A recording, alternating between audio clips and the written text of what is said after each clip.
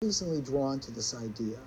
The reason I'm very drawn to it lately is thinking through a lot of the problems in modern medicine. There's this ancient archetype of the healer. And when you meet a real healer, you know it.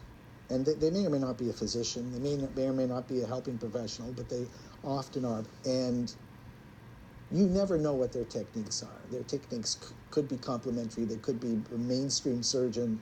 I mean, you never know, but you can feel it. And just as a warrior is devoted to a certain kind of fighting and a willingness to sacrifice his or her life, a healer is really, really devoted to other people and has a certain kind of sensitivity.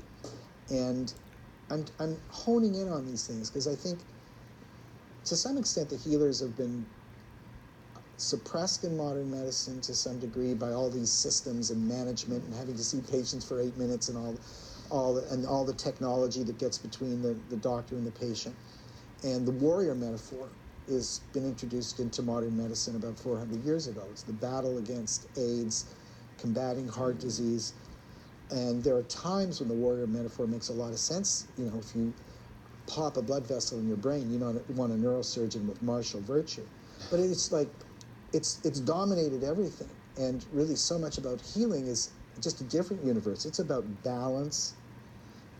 It's about respecting nature, that the surgeon may cut the wound, the surgeon may bring together the two parts of skin, but nature does the healing, this kind of thing. So I'm thinking through, I would want my kids to know if there is an archetype that they have, what that is, and explore that. See if they feel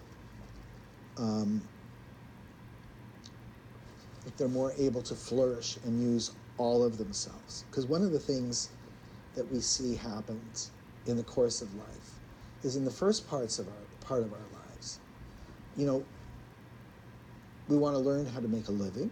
There's nothing wrong with that. And we want to learn perhaps how to love.